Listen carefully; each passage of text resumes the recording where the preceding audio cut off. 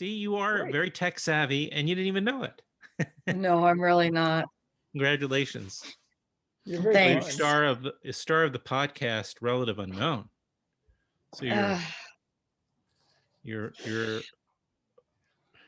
right. So how has life changed since the podcast launched Are we back last August? Was it?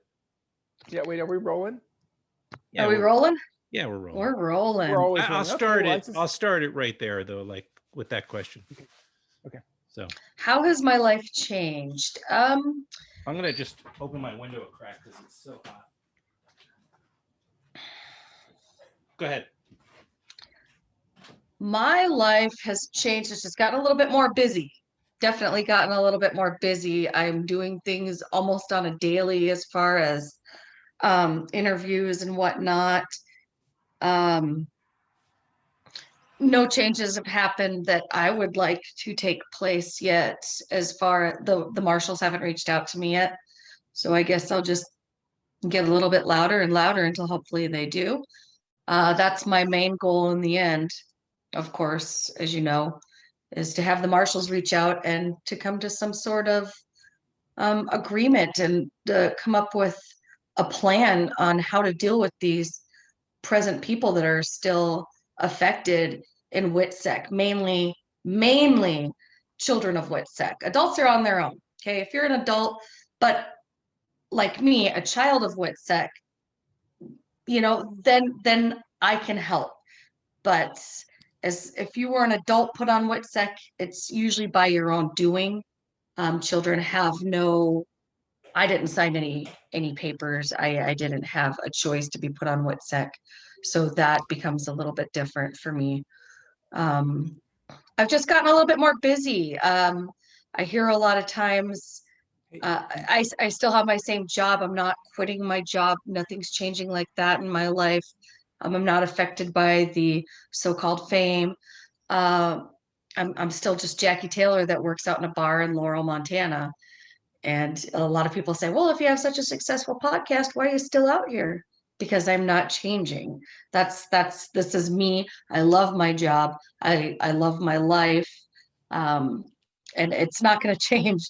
The things that I have going on are supplementing the life that I'd like to have in the future, I guess, as far as buying a place of my own. But that's about it.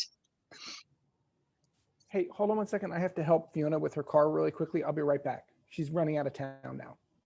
I'm sorry. Wait, are you just mumbling? Okay, yeah, go ahead and do that, Mike. Okay. Yeah, one second. It's okay. I gotta close this window too, and I didn't realize how noisy the roads are. I forgot since I haven't opened the window much since last summer. Oh, really? Well, winter. Yeah. But a couple of false starts here. That's okay. Yeah, trust me, by the time this is up, it'll be beautiful.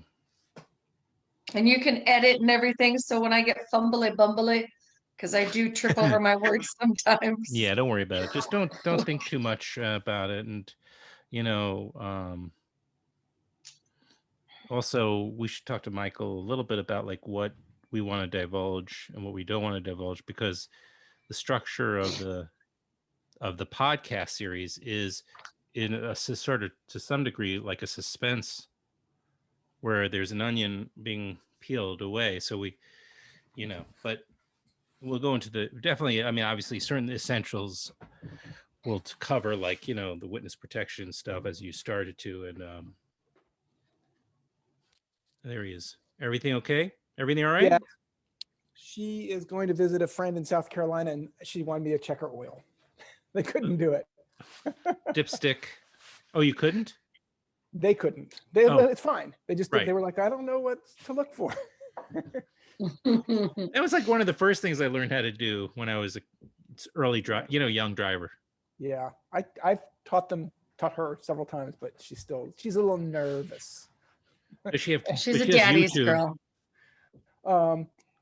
Yeah. Anyway, I'm sorry. I'm back. It's all right. But why don't we also set it up like what Jackee is, who she is, with all that stuff. All right. Well, you're the host. You go ahead. No, I'm kidding. By the way, I do that usually in my intros or in the description of the podcast anyway. So usually we jump in, but we can. Right, I just didn't. Yeah, no, it's fine. We should do that because also I wanted to have a little bit of a kind of a little bit of a set parameters as far as, because I was saying to Jackee that the structure of the podcast is sort of an onion, right? And over the course of the episodes, it's peeled layer by layer. You learn more and more. So there's a suspenseful sort of component, obviously, to it. And we don't want to give away too much, though. We do want to reveal some things to entice people to listen to it. Thank you. Right. I have to say I have microphone envy. I know, right? I need some fancy schmancy shit like that. I started to realize that I was going to be doing.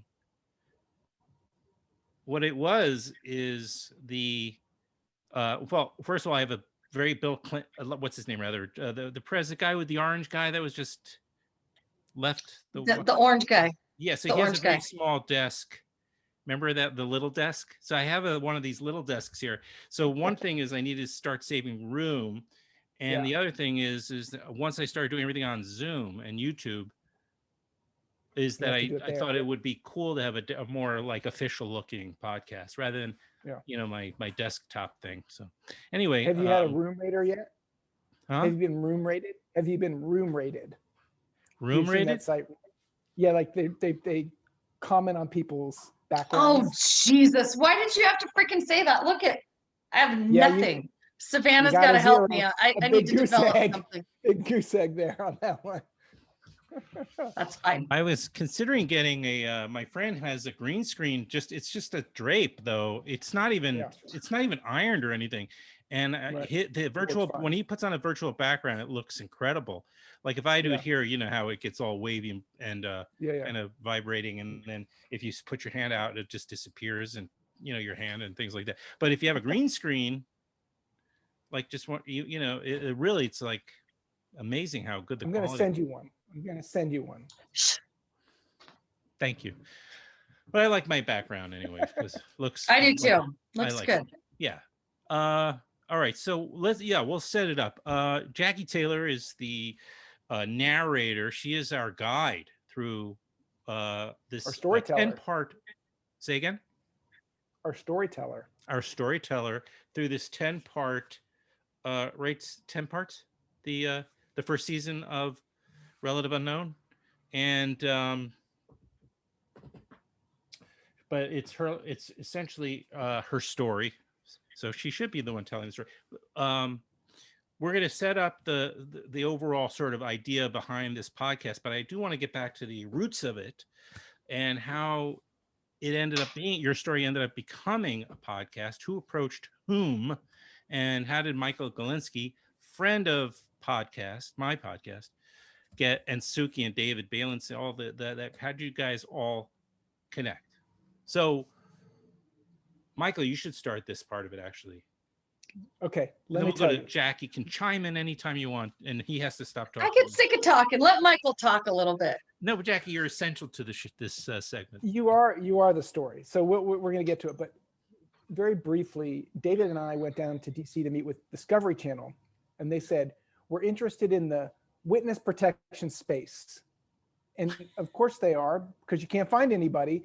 But David did some research, and he found this article about this crazy woman in Montana who was screaming at the top of her lungs that she was in WITSEC, and the motherfuckers in the witness protection program were not helping her out. She couldn't get healthcare for her kids, and she was pissed.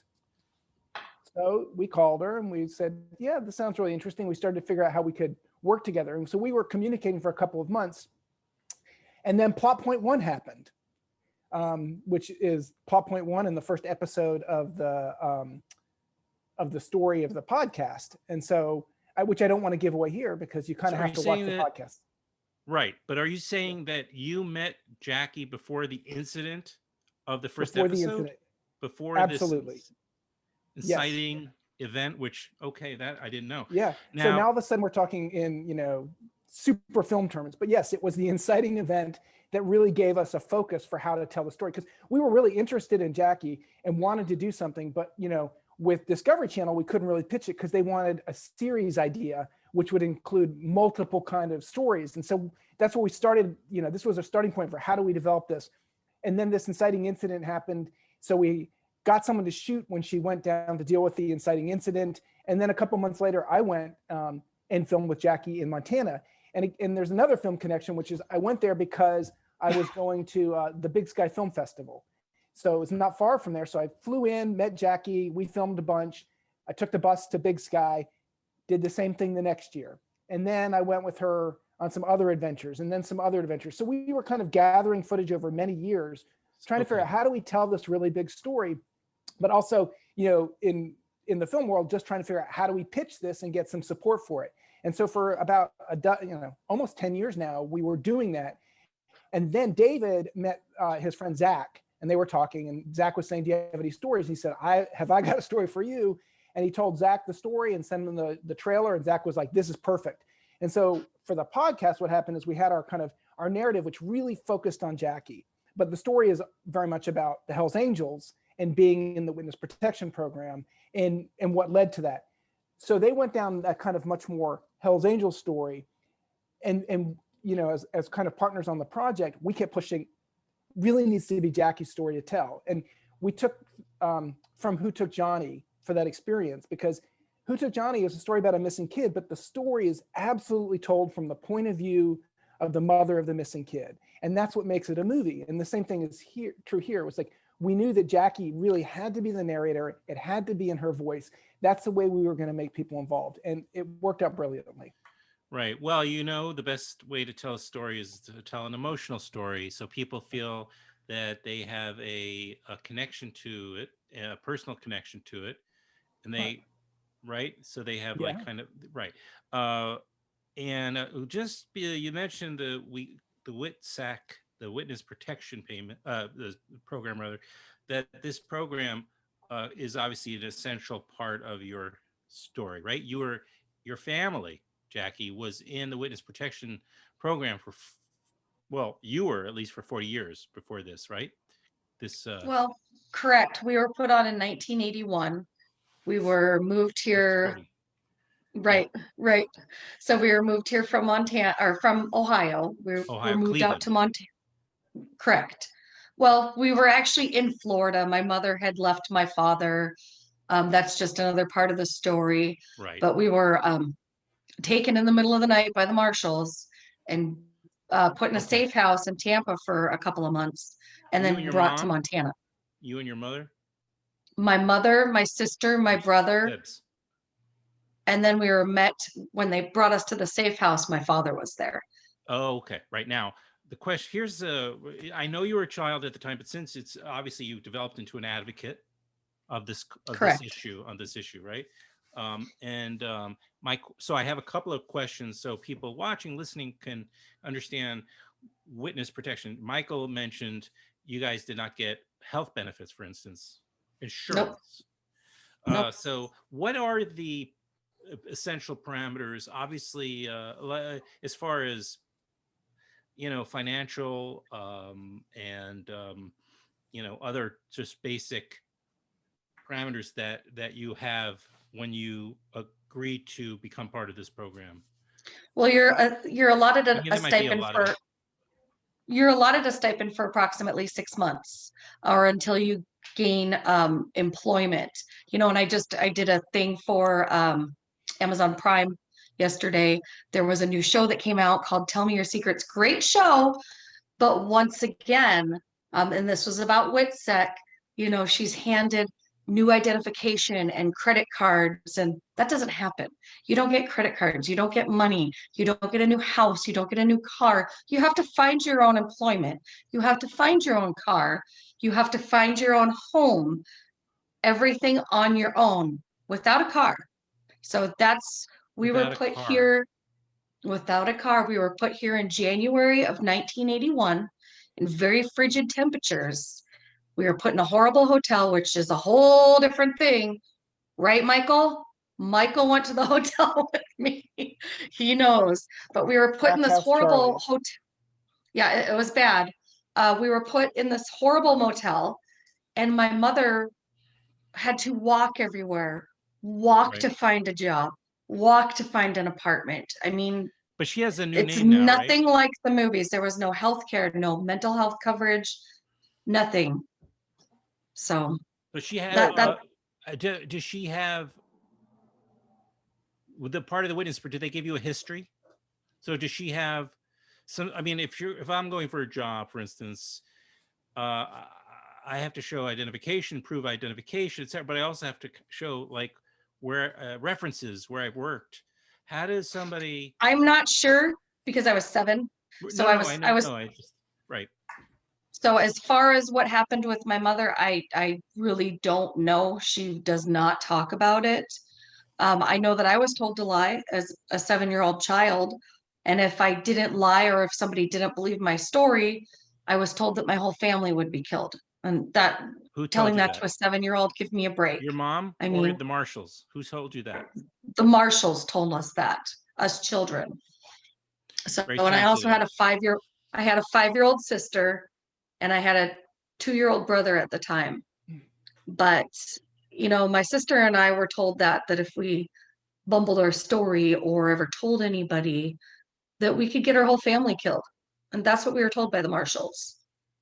Right. You know, I just want to jump in and say that, like, you know, even as we were working on it, you and I, Jackee, the filming stuff, what didn't really come out as much was just how I mean, it was clear that it was traumatizing, but to the level of how traumatizing it is to kind of live a false identity as a child is really, it's intense. And, you know, it's interesting that we're making the podcast and the story in a time when kind of there's this huge rise in trauma awareness. And that's actually a really positive thing. So now people can kind of understand it through that lens a little bit more. And even as I listen to the podcast, and episode 6 for me is the best one because that's the one that really focuses on your story. But it's really hard to even imagine. Like they said to Jackee, you need to write your new name 1,000 times because if you don't, if you screw up and you don't get it right, you may get your whole family killed. So as Jackee explains it, you know, for her, all the bikers were her uncles and her friends. But now every time she heard a motorcycle drive by, she pissed her pants. Like that's trauma right there. And, you know, and so then, you know, part of this whole story is not just Jackee's, but every kid who's put in the program. And how do we adjust that now? Not only to kind of get them help, but make sure that those services are in place for the next kids. That's really what I think one of the big messages of moving forward.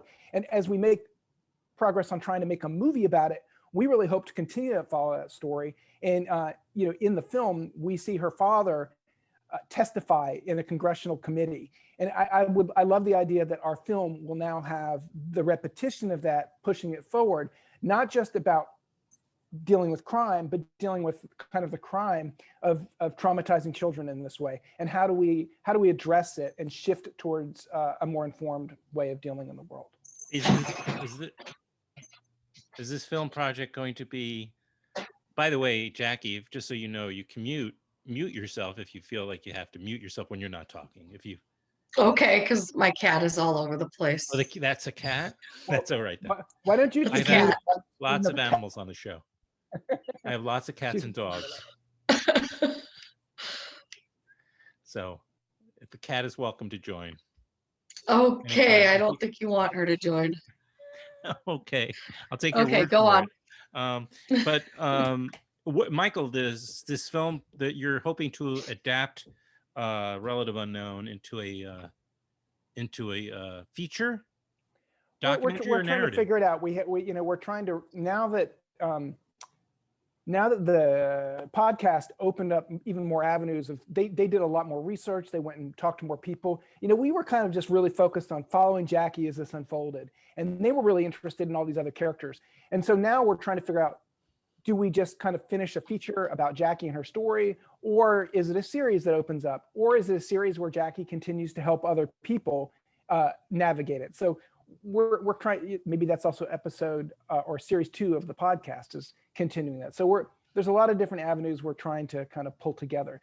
But I do feel like it works really well as a podcast, but I think it could also be condensed as a 3 or 4 part series, or just simply a feature film. So, and again, we've been filming for 7 years, so we have, dozens of hours of footage. So there's a lot we can do with that to make it really exciting and beautiful. Right. And of course, the timing, I guess, was pretty good because it seems like everything got done production-wise before the pandemic began. Well, you were doing a lot during the pandemic still, like I'm sure. doing a lot of recording, but yes, they did a lot of that beforehand. But no, actually that was difficult trying to get some of those interviews done. And so soon it had to become over Zoom, and rather than sending people out in the field. Mm-hmm. Well, and we still have interviews to do in Cleveland. Right. There's still stuff to do, but a lot of people, well, I'm okay to travel now, but a lot of people don't want to interview after somebody has gotten off of a plane. So, right. Well, I mean, it's still kind of, yeah. The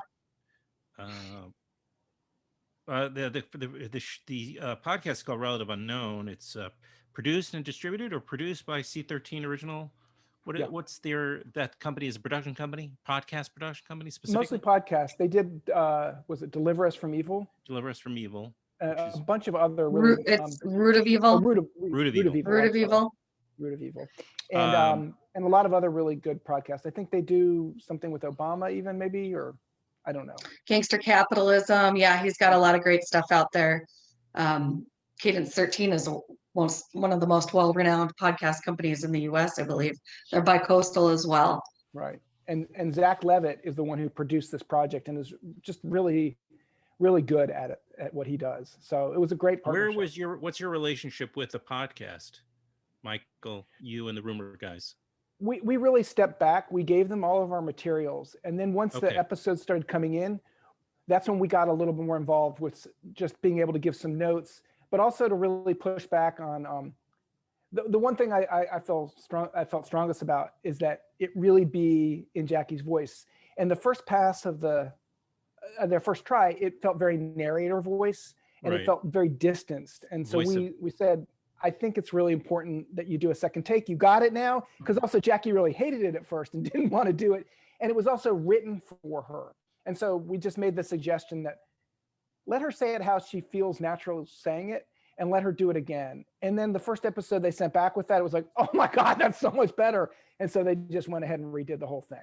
Makes sense that a documentary filmmaker might have that kind of information in his pocket also just it was that, it was really the experience of Who Took Johnny to say it really just, as much as it's this bigger story, we need to feel like it's being told to us by someone who cares about it. And it's interesting because right now Suki's in the other room cutting this film we're making about the 1978 Kentucky basketball team.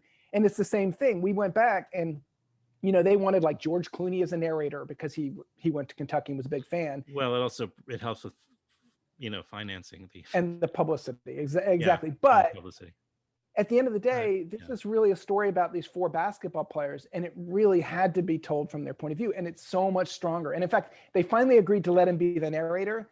And then finally they came around and said, yeah, maybe it shouldn't be narrator voice. Let's try and make it more natural. So we still have to re-record it, but it definitely, it works better. I agree. Another good example of what you're talking about might be having the narrator writhing on the floor with back pain when they're trying to tell a back pain story, There you go. Perfect. Verisimilitude rules. Jackee, so how has life changed? Do you feel in a way like listening to you talking about this, it's like you took charge of your life by making this your cause, that you took charge of your life? It must be very empowering. It is. It's a little overwhelming at times because I have 3 kids. I have a lot of other things on my plate, and I have this awful, horrible cat and a wonderful dog. But it has been empowering. Did I want to do this? Not necessarily. I was, I guess, kind of. I don't want to say forced, but there's nobody else out there to do what I'm doing. Right. That's in a good spot with the people that were so-called out to get me. And I don't want to give away too much. You have to listen to the podcast. It's wonderful, but it explains everything. And it's a crazy, crazy story that I still don't believe is mine. People say, oh my God, you've lived this crazy life. And it's just my life. I guess I don't, it's hard to believe that it's mine, but it doesn't feel like it was that crazy, if that makes sense. Well, it's a subjective experience. That's what you know. Yeah. Your life is what you know. I mean, of course. Right. And you go through it. It sounds like, from the little I know about you, and you seem reasonably sane and grounded. So, well, you have a good sense of humor, and that's always a good sign. Huh? And so, Me? No, I'm definitely not sane. Ask my coworkers. well, is there a community around what those who have been and have left witness protection? I wonder, because you must have met many others, because you, as far as I know, are the first person I ever met who's been in the witness protection. But then again, I wouldn't know necessarily. I have a lot of people that reach out to me that are struggling with issues that, I've been talking about. They don't have their proper identification. We're all struggling with our mental health. Right. We were not offered, and that's one thing that I'm still a little, salty with Gerard Scher. He said that he had all of this in place for us, and he just recently said that before he passed away, and that's not true. And bless his heart, he had a great idea for what his family was going through back in New York City in the time that he initiated this whole program. But it has since, really fallen apart and hasn't been restructured like we were promised. And how do I know that? Because I still have people reaching out to me. I still have these adult children that have no birth certificate, have no driver's license, and are, a lot of them are really batshit crazy. I'm batshit crazy, but these people haven't had mental health care. They haven't been looked after, and they should. And, just in 2013, with what happened with my father, that right there shows you that these people need to be watched. They need to be monitored, even if they leave WITSEC. If you put a murderer into WITSEC, and then 10 years down the road, he decides that he no longer wants to be on WITSEC, he still needs to be monitored. And my father wasn't, and he wasn't listened to. Yeah. And there's, it was detrimental to my family, to the community of Marshall and Jefferson and Avenger, Texas, to a lot of the great people of, East Texas. I can't stress enough how we just really need to monitor these people and just keep track of them. And that's not being done. And I know because they're reaching out to me. So yes, I have been reached out to by a lot of people. And hopefully that's what season 2, if we do get a season 2, will entail, are their different stories. My story's my story. But there are a lot more people out there with just tremendous stories that, and I'm the only one that they can talk to. They can't go public. I can go public for them. So we'll see what happens. Right. Like you asked the question, is there a community? And I'd say if there is a community, it's because Jackee's the nucleus of that atom, because she's the only one.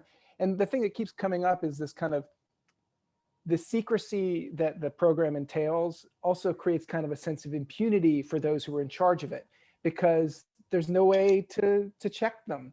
Right. And so they'll say things publicly, but the people have absolutely no ability to stand up and say anything. So Jackee's willingness to take the risk of coming forward is really what is driving a whole situation and movement. And I also want to go back and say something, when you said, oh, this whole, how has this changed you? Just for you, Jackee, like having observed this whole process for at least 8 or 9 years now, I mean, there's been a lot of growth. There's been an immense amount of personal growth.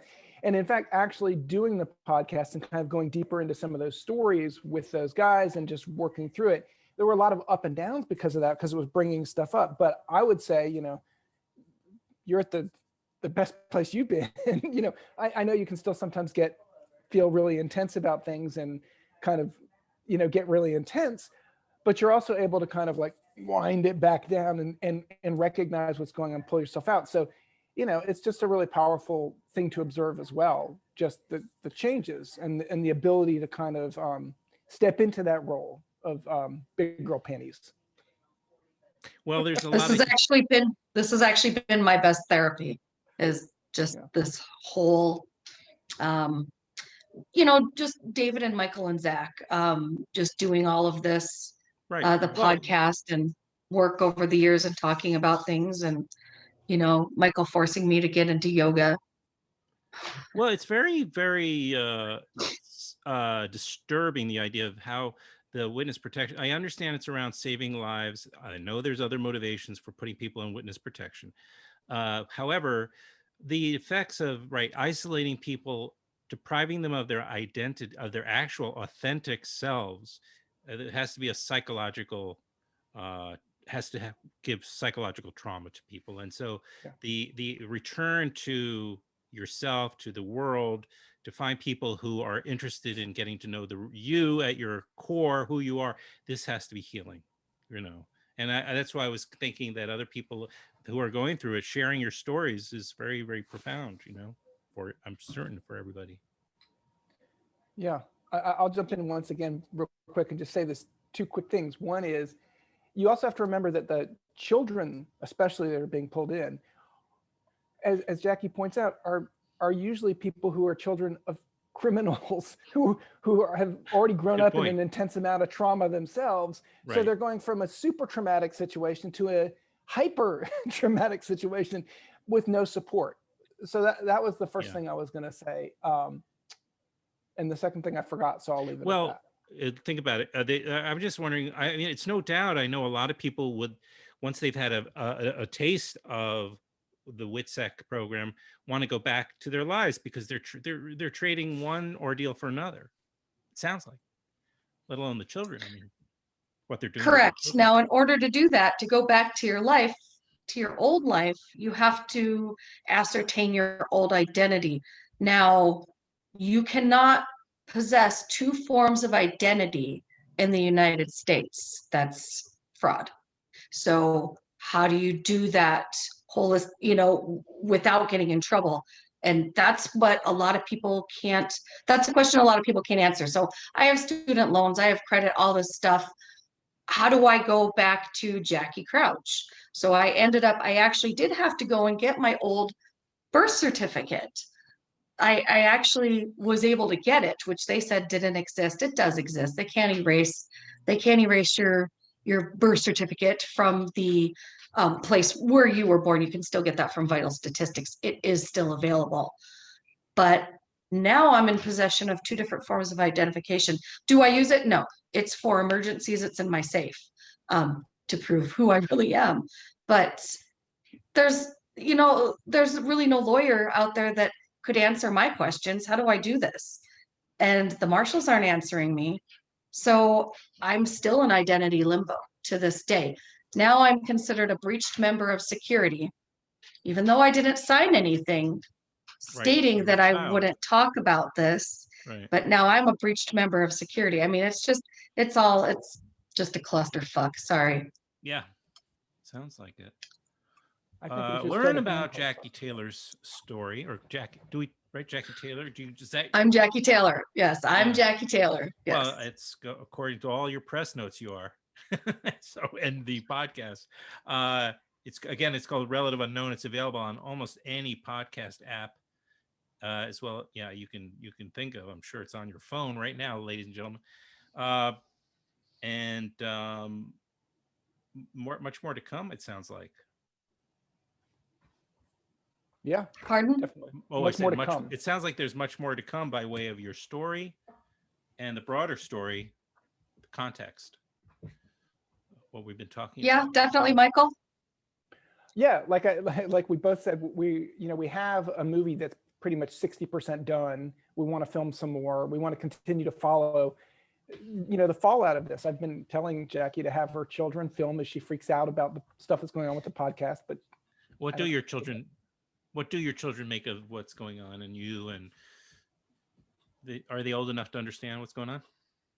Well, I have a 22-year-old, and he did a lot of the recording. He actually did the main part of the recording right here in my dining room for Relative Unknown. You mean when you're narrating? When you're reading Yes, copy? he did all the yeah, he did all the recording. There are no studios in Billings that are any good. And yes, I said that. And the other two are just kind of in the dark.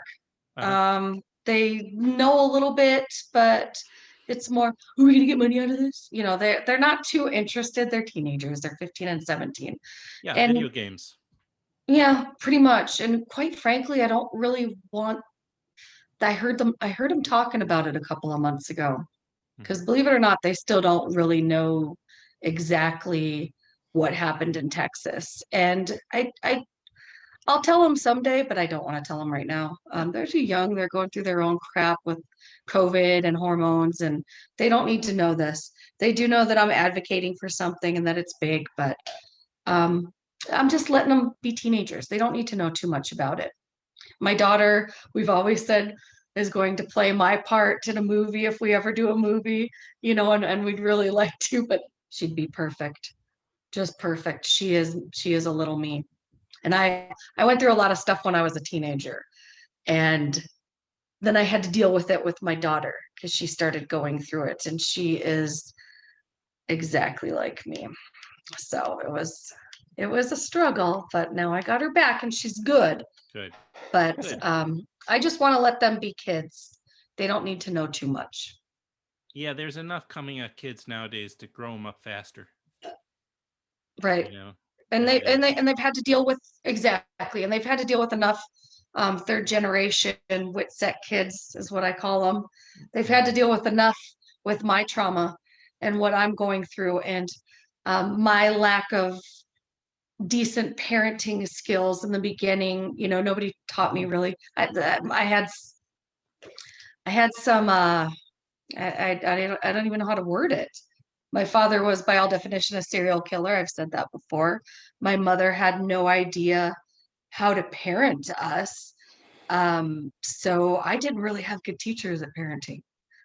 So it's all a learning curve for me every day. Well, I appreciate. I just want to say I think that's really, it's a really incredibly positive thing to look at, is to recognize that when we've dealt with trauma, we end up dealing trauma, and the only thing we can do is work to recognize it, own it, put it behind us, and also forgive ourselves for not doing that well, because we also learn to forgive the people who kind of screwed us up, even if they aren't really ready to accept that forgiveness or acknowledge the necessity of that forgiveness. Right. It doesn't almost have to do with them, and sometimes it's about where you're able to forgive, so you can. And once you do that, actually, what you find is actually the person's actually kind of almost willing to then let go a little bit more, because if they don't have to resist the anger that you're putting forth, and you say, "Yeah, I forgive you for anything," then they go, "Oh, fuck you, you little pissant. What do I care about what you think?" But a part of them melts. So maybe someday your mom will calm down a little bit. Probably not going to happen. Well, I appreciate your, coming on and being so open about your life. And I'm only not asking a lot more, because I think the podcast people got enough information to go to the podcast and listen to this, fascinating and often stunning story.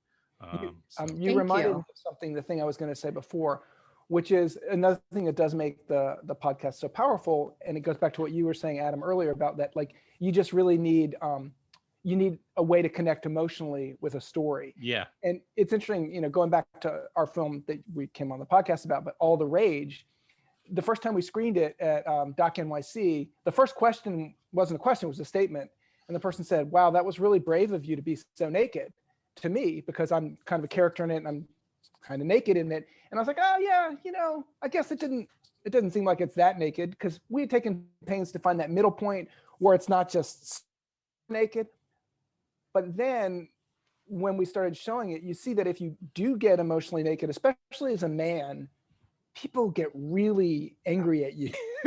It makes them really upset.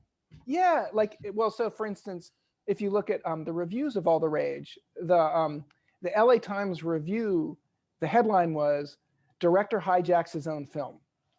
That was the headline. The New York Times first line was "Director distance thyself." So the response to it was, "Hey, you annoying little shit, who cares about you? Just talk about Dr. Sarno and his work." But the truth is, Dr. Sarno wasn't willing to be naked, so we couldn't make him a character. And so there was no way to emotionally connect with his story. I had to do it, and that's what happened. But for those who are willing or open to the nakedness, it can have a really profound emotional impact. And that just this kind of this unfolding of the way in which we engage with media is interesting in this time of kind of trauma awareness, et cetera. By the time you did your story, Jackee, people are more ready for it. And that's just, and it's also coming from a woman. There's this real embracing of it. And the more we embrace it, the more freedom it gives us on an individual level to embrace our own stories. So when someone's willing to do that in a present way, and they don't get attacked, in fact, they get lauded, we go, oh, I guess I can accept a little bit more of my emotions. So even though this story is about a serial killing son of a bitch who also tried to be a good dad as best he could, but he had a pretty fucked up childhood himself. He was doing the best he could, And so it just becomes this kind of sense of, that's what's so important to me about like storytelling is, what can we do to tell a story that helps people to deal with their own story a little bit better? And that's why I really love this story and why I love the podcast, because it really is a story of using our own story to create transformation for ourselves that makes a pathway for others to create transformation in their own lives. And you see that in all the reviews of the podcast. People are like, oh my God, Jackee, it made me really, I love you so much and I love what you're doing. And it made me cry the whole time, but especially. Well, yeah. It encompasses so many things, Michael. I mean, it encompasses family, trauma, the biker culture, which everybody is so into right now, WITSEC. There's just so many different aspects of this that it's hard to not find something to relate to. So every person that, hopefully every person that listens to it can find somewhere to relate. And, even my friends that I didn't think would like it at all were really touched and moved by this part or this part. Everybody sees themselves a little bit in it. And that's the creative genius of Zach Levitt right there. That really is. Yeah, and part of the issue is that there's a tendency to sensationalize the Hells Angels. So if you look at like most of the TV shows about it, it's like, oh, bad boys, and we're bad.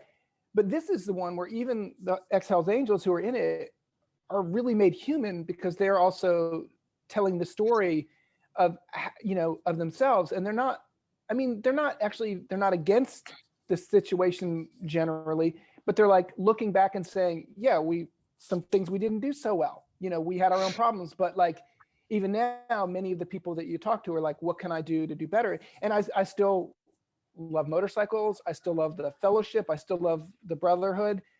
And yeah, that was then, this is now. What do we do to transform and change and grow? I always made a point though, when I was a young guy walking in through Manhattan to avoid East 3rd Street, I was always afraid of knocking over a bike accidentally. So is that where the clubhouse is? Yeah, it was. Yeah, it was. Yeah, back in the day. Yeah. Again, Relative Unknown. Stream it now. It's on every podcast app that I know about. It's easily available to stream and listen to. But make sure you have some time because you'll just want to play it all the way through. So, Jackee Taylor in Billings, Montana. You're my first guest from Montana, and Michael, you're in Chapel Hill. I am in Chapel Hill, North Carolina. Yeah. And I'm in New York State's Hudson Valley. Nice. It's nice up there. It is nice. Taking some long walks in the snow. That's all that's going on. Or I've been doing that. I know. Yeah, I might go out for another one in a little bit. Your feet were hurting a little bit the other day. They were. Yours were stalking you. No, was engaging with you about that. I know. Thank you guys. Michael, always Yes, great thank you. having you back on. And thank you, Jackee. It was really nice. Yes, thank you so much, Adam, for having us on. This has been great. I appreciate it. My pleasure. Thanks for putting up with the opera singing and everything else. Oh, no problem. Thanks for putting up with my cat. Bye, guys. I think you should have her create the opera singer should create an intro. Welcome to Filmwax. Huh. Well, the microphone is, I had to replace. It went through the speakers of the computer into the mic and back out. Very nice job, Michael. All right, take care, guys. You too. Thank you, Adam. You guys.